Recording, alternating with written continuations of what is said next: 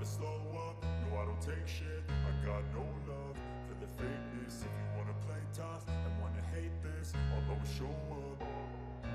I don't ever slow up, no I don't take shit. I got no love for the fakeness. If you wanna play tough and wanna hate this, I'll always show up and make a statement. I don't ever slow up, no I don't take shit. I got no love for the fakeness. If you wanna play tough and wanna hate this, I'll always show up and make a statement.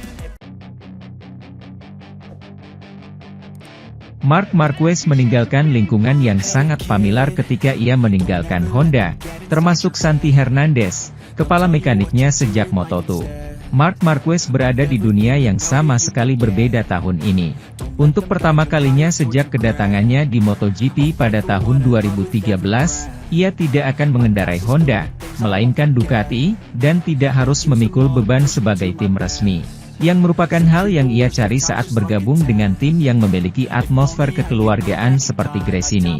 Bersama tim asal Italia ini, Marquez juga harus terbiasa bekerja dengan tim teknis yang sama sekali berbeda. Sejak Moto2, pembalap Spanyol ini didukung oleh Santi Hernandez, kepala mekanik yang sudah sangat dekat dengannya, dan dia telah membentuk tim teknis yang mengikutinya ke Honda. Rombongan ini, yang tak terpisahkan darinya, akhirnya tetap bersama pabrikan Jepang untuk mendukung Joan Mir, dan Marquez harus membiasakan diri untuk bekerja sama dengan Frankie Sarchedi, kepala mekanik Fabio Di Giannantonio yang tahun lalu membawa Mir meraih gelar juara dunia. Sang pembalap dengan nomor 93 tidak merahasiakan fakta bahwa transisi ini merupakan hal yang sulit. Setelah 11 musim dalam satu tim dan bahkan lebih banyak lagi dengan rombongan saya, 13 atau 14 tahun, awalnya terasa aneh, tetapi ketika saya membuat keputusan, saya benar-benar yakin, komentar Marquez, yang akan mendapatkan keuntungan dari lingkungan yang akrab di tim barunya. Bergabung dengan tim seperti Gresini, dengan saudara laki-laki saya sebagai rekan setim, akan membuat perubahan menjadi lebih mudah.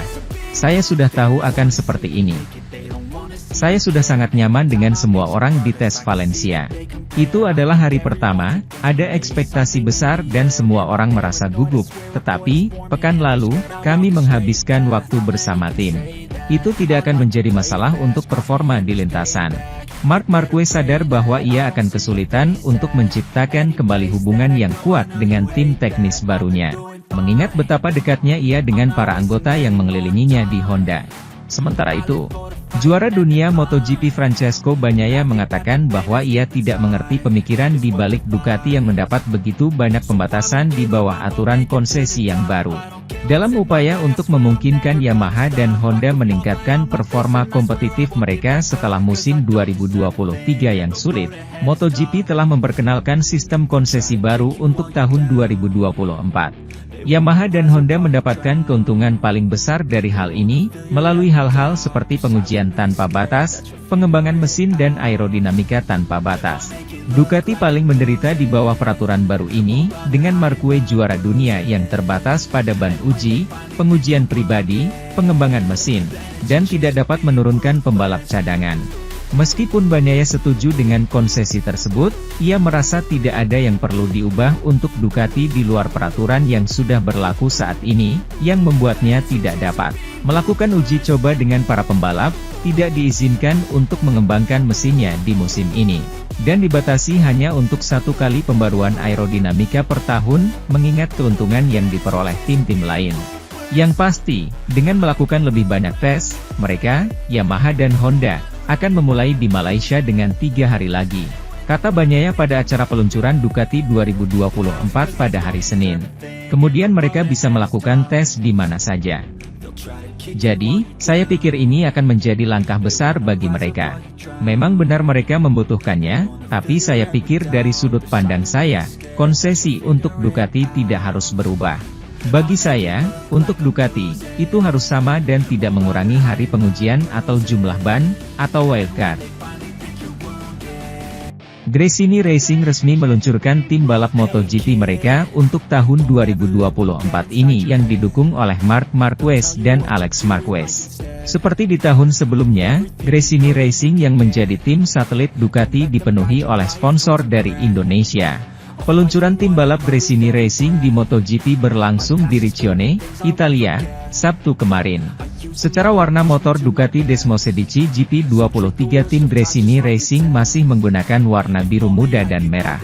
Pembalapnya juga masih menggunakan nomor yang sama yakni 73 untuk Alex Marquez dan 93 untuk Marc Marquez. Saya seperti anak kecil dengan sepatu baru, seperti yang kita katakan di Spanyol. Saya memenangkan banyak gelar, namun 3-4 tahun terakhir adalah masa yang sulit bagi saya. Bersenang-senang lagi dengan motor dan Gresini adalah satu-satunya yang menunggu saya, ujar Marquez seperti dikutip dari Crash. Seperti biasa, motor MotoGP Gresini Racing tungganan Marc Marquez dan Alex Marquez di tahun ini tetap dipenuhi oleh beberapa sponsor dari Indonesia. Mulai dari Federal Oil, merek oli yang banyak diandalkan masyarakat Indonesia ini sudah menjadi sponsor Gresini Racing sejak balapan di Moto2.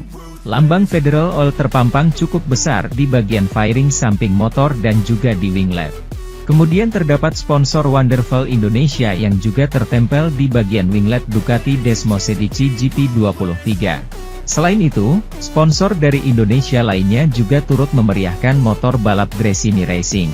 Di antaranya terdapat sponsor dari Antangin, Aspira, Federal Oil, MS Glow Foreman, dan Bolt Riders.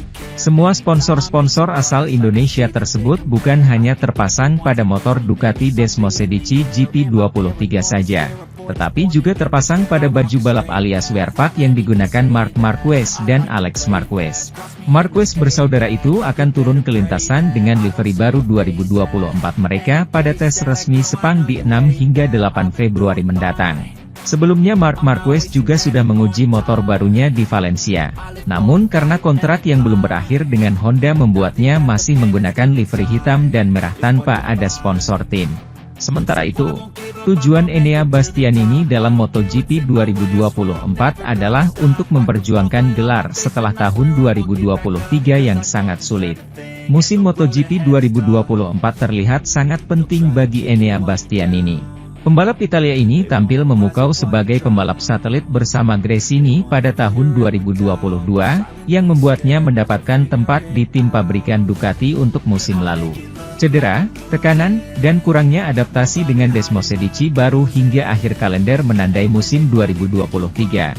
Finish di posisi ke-15 di kejuaraan pembalap dunia, dan hanya mampu meraih oasis di padang pasir di Malaysia, di mana ia memenangi balapan panjang dan secara praktis mengamankan posisinya dari tekanan Jorge Martin. Namun, Bastianini ingin melupakan hal itu dan sudah memikirkan tahun ini, di mana ia memiliki tujuan besar, seperti yang ia tegaskan pada hari Senin setelah presentasi proyek baru.